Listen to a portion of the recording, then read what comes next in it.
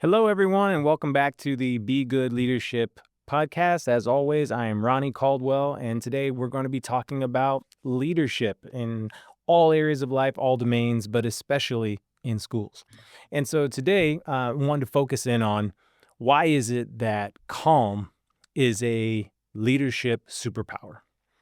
And the reason that calm is a leadership superpower should be obvious, I think, when we think of what we want from a leader in crisis situations. When we think about all of our stories and the things that we tell ourselves in literature, as well as just historical anecdotes about great leaders in war times or in life and death situations, one of the consistent things that makes them great is the fact that even within those scenarios, they're able to remain calm. They're able to keep their heads about them because they not only keep themselves able to make good decisions while all kinds of things are going crazy around them, they're also able to give off that calm demeanor, and that calm demeanor becomes contagious to the other people around them, right? And so then it allows the entire group to also become better decision makers. And I was recently speaking to someone about the ability to stay calm in meetings, the ability to talk through and disagree about things while remaining even keel, regulated, calm.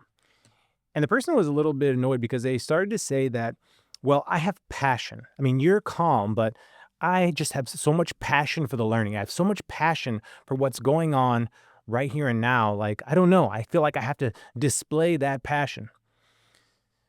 And I think to myself, yeah, there's something to that. We should be passionate. I'm passionate about all kinds of things. I'm passionate about my children, but it was still important for me to remain calm. And I asked the person. I said, "Well, give you an example. For instance, I said, for a police officer, let's say, and we all want better policing in the world. Police officers are dealing with scenarios in which people's lives could be in danger and people's well-being is in danger quite often. But what do we want from that police officer? That police officer as an authority figure in any situation they go into, what do you feel like is key to them being a good police officer? He goes, well, I mean, of course they need to be calm. They need to remain calm. If in a life and death situation where you need to defend someone or you need to keep someone from hurting themselves or anything like that, if it's of extreme importance for them to be calm, then why is there a reason not to be calm if you're talking about learning objectives in a unit or the latest initiative that will probably go out of style in about 5 years and a new one will come up? What excuse do you have to not remain calm when talking about standardized test scores or whether or not teachers are being effective at keeping kids quiet in the hallway? There's really no reason. And you might be passionate about all those things, and that's worthy, but passion is not an excuse to allow yourself to lose control. Now, we're all human, but it is important to remember a few things that really emphasize why calm is a leadership superpower, especially in schools or any organization or even in your family. One is that the authority figure or the person who's in leadership oftentimes sets the tone for everyone else. The emotional tone is set by the person at the top. I've said this before. My father-in-law likes to use the term "a fish rots from the head." So often in an organization, if people are anxious, stressed out, and feeling all over the place, it's oftentimes because leadership is the same way. But when you're able to bring forth an emotional tone of calm, that things are going to be okay, that, you know what, actually in a school, if everything is going right, no one's life should be at stake, right? The stakes are much lower than that. They're much lower than in the military or in police officers or whatever, or even in the fire department where there's a crisis level and people's lives are in danger. And we still want leaders to be calm in those scenarios. Then at a school, the stakes are much lower than that. And we need to keep that perspective so that we can remain calm.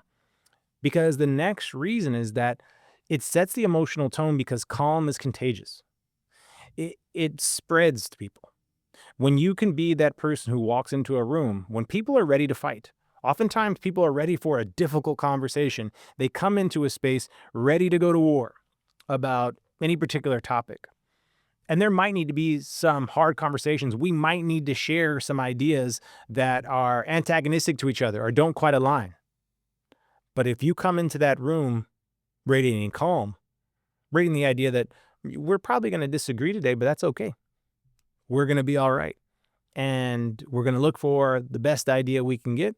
We're going to look for how we can move forward together. And if people are annoyed, that's also okay. That's part of being human.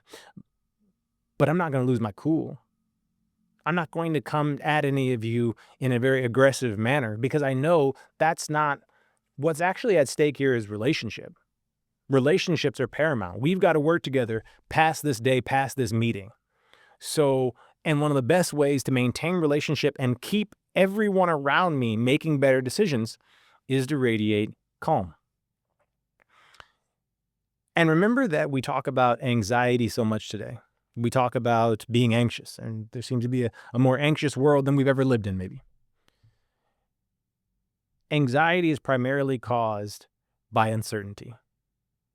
Most people's anxiety stems from a lack of predictability in life, in their relationships, what have you. I've seen research that someone who is consistently a jerk is actually easier to deal with than someone who 1 minute they're a jerk, 1 minute they're nice.